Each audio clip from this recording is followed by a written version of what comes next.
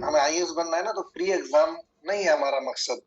Pre exam entrance exam तो एक शुरुआत है, असली एग्जाम क्या है कि मेंस को क्वालिफाई करना। ऐसे हमारा यहाँ पे ना एक छोटा सा एक टारगेट हमने डाला था, ताकि लोग टारगेट की रेस में ज्यादा से ज्यादा शामिल हो चुके हैं, और इसमें आप 100% खरे उतरे हो।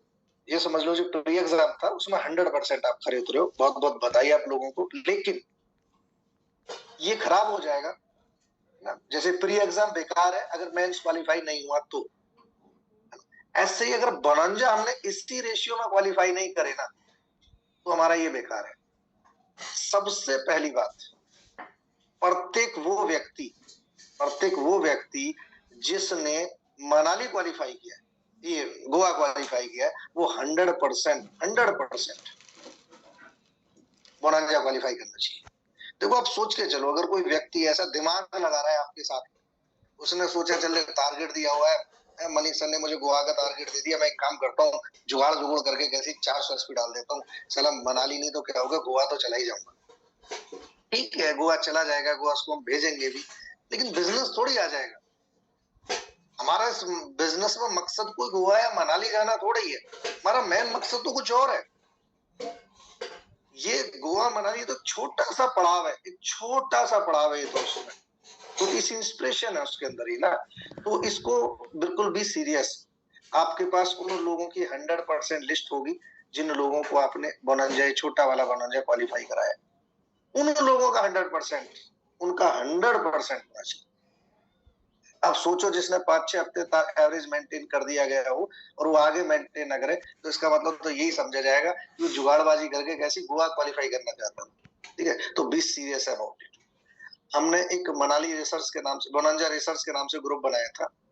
सही 6 भी कंप्लीट हो चुके हैं, एग्जैक्ट 50% टारगेट खत्म हो चुका है।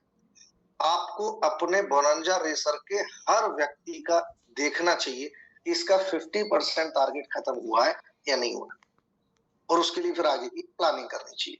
अगर किसी का कम रह रहा है तो उसको बोलना चाहिए कि भाई एवरेज पूरा कंप्लीट करो। किसी का सही चल रहा है या थोड़ा बहुत ऊपर भी चल रहा होगा किसी का, उसको शाबाश, वेरी गुड, टाइम से पहले करना है, थाईलैंड के लिए क्वालिफाई करना है। जिनका एवरेज अच्छा चल रहा है थाईलैंड के लिए क्वालिफाई करना है। ठीक है, क्योंकि जरूरी थोड़ी कंपनी ने थोड़ी बोला मनाली जाना है, ये मनाली टारगेट थोड़ा ही है। इस बार मैं बार बार गलती से मनाली निकल जाता तो मैं रिपीट करके बोनंजा बोलता हूँ, क्योंकि सच मायने में मनाली टारगेट नहीं है, सिंगापुर टारगेट है, थाईलैंड टारगेट है ये तो। ठीक है, तो उस हिसाब से तैयारी करो। अब तक की तैयारी बहुत अच्छी है, और अगर रेस में बढ़त बना के रखी है ना, तो फिर तो हारना, मतलब हारना नहीं है, फिर तो हारना पाप है, फिर हारना गुनाह है। कि अगर हमने टाइम से बढ़त बना के चली है, सब कुछ अच्छे चले हैं, एवरीथिंग इज गोइंग बेस्ट, और फिर भी हार गए, तो ये गलत है। तो उसके लिए तैयारी करो। और आप सब लोगों को पता चल चुका होगा, आप सब लोगों को जान के बहुत खुशी होगी कि 3 अप्रैल को हम सब लोग इतिहास रचने जा रहे हैं, हिस्ट्री क्रिएट करने जा रहे हैं, अपना ताल कटोरा शो हम करने जा रहे हैं। तो ताल कटोरा के बारे में मौका नहीं मिला आप लोगों को, कोशिश मैं करूं लेकिन पॉसिबल नहीं। संजीव सर ने एक छोटी सी मीटिंग ली महिपाल सर ने, और जब उन्होंने ताल कटोरा के बारे में बात करी तो रोंगटे खड़े हो जाते हैं। देखो वो एक ऐसी जगह है जो देश में सबसे प्रसिद्ध है, ताल कटोरा स्टेडियम। पीएम मोदी ने भी उस स्टेज से, मतलब किसी भी नहीं पीएम ने, वहां से कितनी बार संबोधित करते हैं, भाषण देते हैं उस स्टेडियम में आके। ठीक है, उस स्टेडियम में जाना, उस स्टेडियम में अपनी टीम को लेके जाना, ये अपने आप में एक बहुत बड़ी अचीवमेंट होती है। हर कंपनी का, हर लीडर का सपना होता है हम ताल कटोरा जाए डायरेक्ट सेलिंग इंडस्ट्री के अंदर। तो वो मौका हमें मिलने जा रहा है 3 अप्रैल को। और कुछ चीजों का बिल्कुल ध्यान रखना, नोट करना इन चीजों को। कुछ जो ऐसे इवेंट होते हैं ना, बड़े इवेंट होते हैं, यही हमारी तकदीर बदलते हैं। बाकी सब प्रोसेस है, बड़ा विजन, बड़ी सोच, बड़ी एनर्जी, बड़ी पावर, ये सब जो देता है वो कौन देता है? बड़ा इवेंट देता है। आपने बहुत सारे लोगों के स्टेज से सुना होगा, डायरेक्ट सेलिंग इंडस्ट्री में हजारों लोगों को सुना होगा, लेकिन हजारों लोगों की स्पीच में आपको एक चीज बड़ी कॉमन मिलेगी। हर लीडर ने बोला होगा कि यार मैं डायरेक्ट सेलिंग इंडस्ट्री में आ गया था, मैं काम भी कर रहा था, मैं ठीक है चल रहा था, सोच रहा था कामयाब होंगे, लेकिन अचानक मेरी लाइफ में एक बड़ा प्रोग्राम देखा, और उस बड़े प्रोग्राम में कुछ अचीवर्स को देखा था मैंने। जैसे संजीव सर बताते हैं कि जिंदगी में मैंने जो डायरेक्ट सेलिंग इंडस्ट्री में मैं आया था, मैं इस इंडस्ट्री के लिए बना ही नहीं था, मैं तो समझो लपड़ना टाइप का आदमी था, है ना। फौज में मेरे पापा ने इसलिए भेजा कि सिविल में रहेगा, जब लड़ाई झगड़े करेगा, या तो ये किसी को मार देगा या कोई इसे मार देगा, इसलिए मुझे फौज में किया था। मेरे इस टाइप के व्यक्ति थे। और बोला मैं करना नहीं चाहता था, सुनना कभी समझना उनकी स्टोरी, रियल 100% जयपुर की स्टोरी है। तो बोला मेरा कोई दोस्त मुझे एक प्रोग्राम में ले गया और मैं मेडिकल लीव पे चल रहा था, मैं चला गया, मैं प्रोग्राम देखते देखते परेशान हो गया, मैं जाने वाला था, तभी एक वहां पे लीडर थे, AK दास हुआ करते थे पूना से, बेटा ये ले जाना, जो रिटायर फौजी थे और 2 लाख रुपए हफ्ता कमाते थे। काम करना है फटाफट। बोला मैंने उसको स्टेज पे जैसे ही वो आया और उसने स्टेज पे बोलना शुरू किया और उसने बताया 2 लाख रुपए महीना कमाता हूँ और फौज के बंगले में रहता था, फौज के क्वार्टर में रहता था, बंगले में रहता हूँ, स्कूटर पे चलता था, आज मर्सिडीज से चलता हूँ। बोला मुझे लगा साला झूठ बोल रहा है। जैसे वो स्टेज पर उतर गया, मैं साहब फौजी हो, पहले तो ये बताओ 2 लाख रुपए हफ्ता कमाते हो? तो उसने अपनी पासबुक दिखा दी SBI बैंक की। बोला ठीक है मान लिया। आप फौजी हो? तो बोला जैसे ही उसने अपना रिटायरमेंट का कार्ड निकाल के दिखाया ना, बोला मेरा जिंदगी उस दिन से टर्निंग पॉइंट हो गया था वो मेरी जिंदगी का।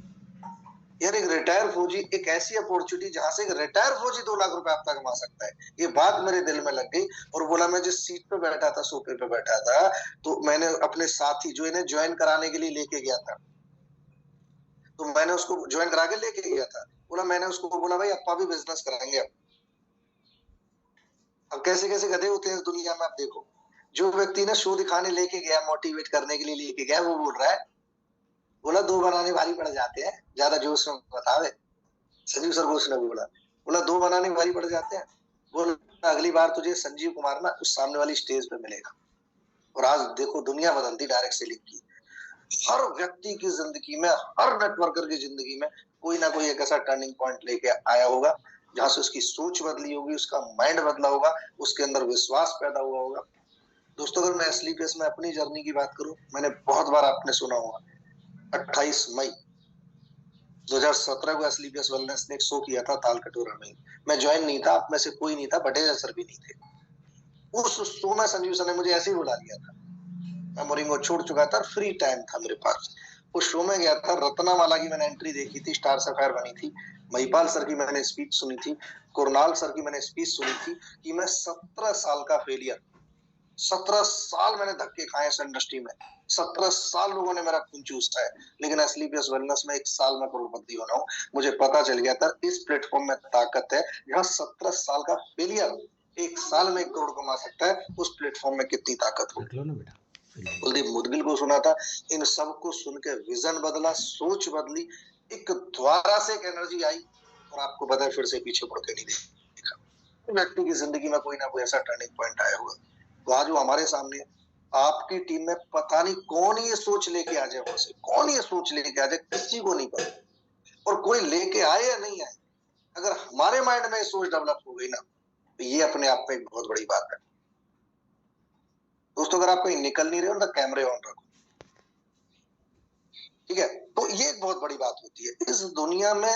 जो गेम है ना, जो गेम है सफलता का, वो पॉजिटिव और नेगेटिव एनर्जी दोनों, इन दोनों के ऊपर है। अगर शॉर्ट में बात करें तो, टू द पॉइंट बात करें, पॉजिटिव एनर्जी, नेगेटिव एनर्जी, ये बहुत बड़ा गेम है जिसको एक्सप्लेन करने के लिए 4 दिन की ट्रेनिंग भी कम पड़ जाए, इतना बड़ा गेम है, समझ लो बस।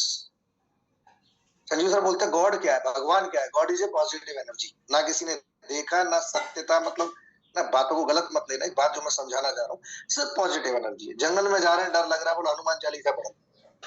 किसी को नहीं पता आज तक कि हनुमान जी गदा लेके आए रक्षा करने के लिए, नहीं आए, लेकिन एक पॉजिटिव एनर्जी जरूर, यार गॉड साथ है, हनुमान बाबा साथ है, भूत पिशाच तो कुछ बिगाड़ ही नहीं सकते, और वो हमें एक रास्ता पार करा देता है।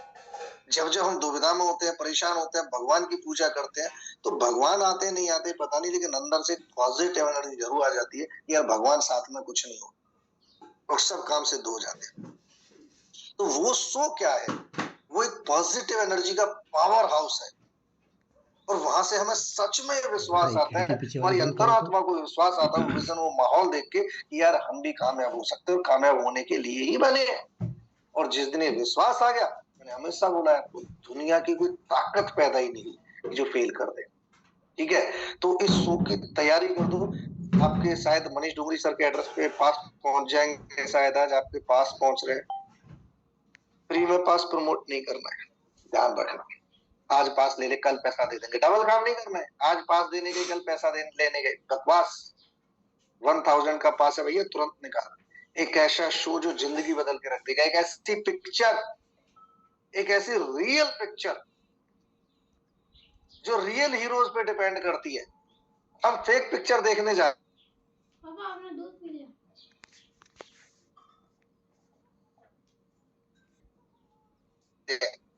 फिल्मी ना कोई छल रहा है, ना कोई कूद रहा है, एक आदमी 10 को मार रहा है, कोई ना मर रहा ना कोई मार रहा, सब आंसू घड़ियाली है, झूठे आंसू है। ना शाहरुख खान किसी फिल्म में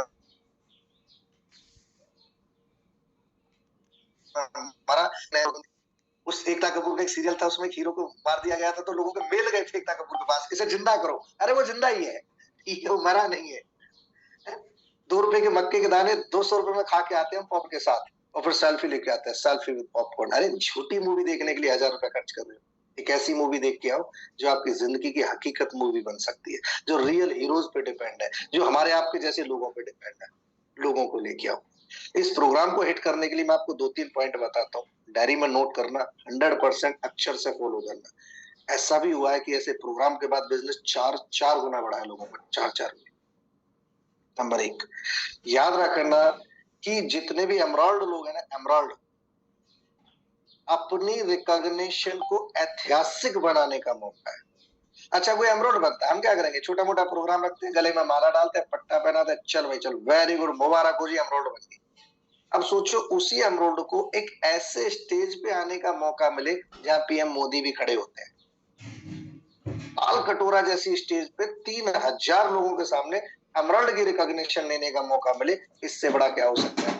तो आपकी टीम में जितने भी अपकमिंग एमराल्ड हैं, कोशिश करो 3 अप्रैल से पहले सारे के सारे एमराल्ड बने, जो अपकमिंग एमराल्ड है, जो होने वाले हैं, ताकि उनको अपना प्रोग्राम, अपना जो ट्रॉफी है, अपना जो सम्मान है, वो 3000 लोगों के सामने स्टेज पे लेने का मौका मिले। अब सोचो आपकी टीम में कोई होने वाला एमराल्ड है, ढीला पड़ा है, आपने उसको जाके बोल दिया, बोला ताल कटोरा आना स्टेडियम स्टेज पे, 100% कर जाएगा। जितने भी मनाली अचीवर्स हैं, उनको भी अपने मनाली अचीवमेंट को ऐतिहासिक बनाने का मौका है। देखो, जो लोग मनाली करेंगे वो मनाली तो जाएंगे, लेकिन ताल कटोरा स्टेडियम की स्टेज पे सम्मान लेके 3000 लोगों के सामने खड़ा होके कि देखो इन्होंने 3 अप्रैल तक ही मनाली कर दिया, ये हमारे मनाली अचीवर है। ऐसे अचीवर जन अपनी मनाली अचीवमेंट को नॉर्मल बनाने का मौका है, और अपनी मनाली अचीवमेंट को एक्स्ट्राऑर्डिनरी बनाने का मौका है। 2 पॉइंट, जितने भी लोग मनाली रेस में हैं, उन सबको कोशिश करो, उन सबको कोशिश करो कि 3 अप्रैल तक मनाली क्वालिफाई करें, 3 अप्रैल तक वो भी स्टेज पे आएंगे। नंबर 3 पॉइंट याद रखना, और सबसे महत्वपूर्ण पॉइंट याद रखना, जो लोग न्यूली ज्वाइन है, न्यू ज्वाइन का मतलब क्या हो गया, लगभग 1 मार्च के बाद के जो ज्वाइन है, मार्च महीने में जो लोग ज्वाइन हुए 1 मार्च से, और सबसे ज्यादा ज्वाइन हुए, ध्यान रखना, मैं आपका रेशियो देख रहा हूँ। अगर इन लोगों को आप प्रोग्राम में लाने में कामयाब हो गए ना, तो बिजनेस इतना बढ़ेगा, इतना बढ़ेगा, आपको समझ नहीं आएगा। क्योंकि असली बिजनेस कौन करता है, फ्रेशर। असली बिजनेस करता है फ्रेशर। असली लिस्ट किसके पास है, फ्रेशर के पास। असली एनर्जी किसके पास है, फ्रेशर के पास। असली ताकत किसके पास है, फ्रेशर के पास। अब भोपाल सर के पास लिस्ट नहीं है, मैं जानता हूं, रविंद्र सर के पास लिस्ट नहीं है, मुझे पता है, क्योंकि टाइम हो चुका है काम करते करते। सरवण सर के पास लिस्ट नहीं है, लेकिन लिस्ट किसके पास है, फ्रेशर के पास एक लिस्ट है। फ्रेशर के पास एनर्जी है, फ्रेशर के पास ताकत है। तो जितने भी नए लोग ज्वाइन हुए हैं, जितने भी नए लोग ज्वाइन हुए हैं, उनको मत छोड़ना किसी भी कीमत पे। खासतौर से जो 1 मार्च के बाद ज्वाइन हुए ना, ये समझ लो ये वो हीरे हैं, असली हीरे। जो पड़ा है ना 6-10 महीने से ज्वाइन होकर कुछ नहीं करा, उसमें जंग लग चुका है, लानों से भी है, ठीक है, जंग हट जाएगा उसका भी। मुर्दा भी ले जाके खड़ा कर दिया ना एक बार को आपने, मुर्दा भी उस शो के अंदर, वो भी खड़ा होकर बोलेगा मुझे भी डायमंड बनना है। ये है ताल कटोरा की ताकत। अगर मुर्दा भी ले जाके खड़ा कर दिया, वो भी खड़ा होकर बोलेगा मुझे भी डायमंड। ये ताल कटोरा की ताकत है भाई। ठीक है, तो पूरी ताकत लगाओ, न्यूली लोगों को लेके जाओ। कुछ भी नहीं है यार, 1000 रुपीज। मैं इस टिकट को 5000 रुपए में आपको प्रमोट करके दिखा सकता हूँ। अलकटोरा जैसा शो, इतना शानदार एंटरटेनमेंट है, ऐसे ऐसे दिग्गज लोग इस इंडस्ट्री से जिनसे रूबरू होने का, सुनने का मौका मिल रहा है हमें। 3000 लोग, ऐसी स्टेज जो देश की सबसे बड़ी स्टेज मानी जाती है, इससे बड़ा क्या हो सकता है? इससे बड़ा क्या हो सकता है? Everything is depend on promotion. हर चीज प्रमोशन पर डिपेंड करती है। अगर तुम किसी की पॉकेट से 1000 नहीं निकाल सकते, तो याद रखना 15 से 16,000 कभी नहीं निकाल सकते, कभी नहीं। और आप सोचो, अपना 1000 का चेक निकालने के लिए हम पूरी ताकत झोंक देते हैं उसकी SOSP की आईडी निकालने पे। बात बहुत महत्वपूर्ण है, ध्यान से समझना। हमें किसी व्यक्ति से SOSP निकालना है ताकि मेरे 1000 का चेक बन जाए, मैं पूरी जान झोंक देता हूँ, और मैं किसी से 1000 रुपए नहीं निकलवा पाता शो के नाम पे। क्यों? क्योंकि मैं उसको महत्वपूर्ण नहीं समझ रहा हूँ। लेकिन दोस्तों याद रखना, अगर आपने किसी की जेब से 1000 रुपए निकाल लिया ना, और उसको शो में ले आए, तो आपको 1000 रुपए नहीं कमवाएगा, क्या पता आपको 100 करोड़ कमवाए हो। क्या पता वो रितेश हो, क्या पता वो संजीव कुमार हो, क्या पता वो महिपाल हो, कुछ नहीं पता, कुछ नहीं पता। हर व्यक्ति के अंदर अनुमान छिपा हुआ है, सिर्फ उसकी ताकत का एहसास कराने की जरूरत है, उसकी ताकत से उसे रूबरू कराने की जरूरत है। और एक व्यक्ति को डायरेक्ट सेलिंग में उसकी ताकत से रूबरू कौन कराता है? बड़े शो, ताल कटोरा जैसे शो।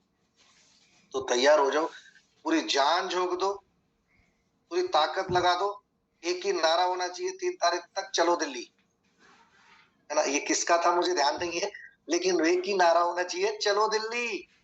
3 तारीख को चलो दिल्ली। आज से प्रमोशन शुरू हो जाना चाहिए। कोलाज बनवाओ, वीडियोस बनवाओ।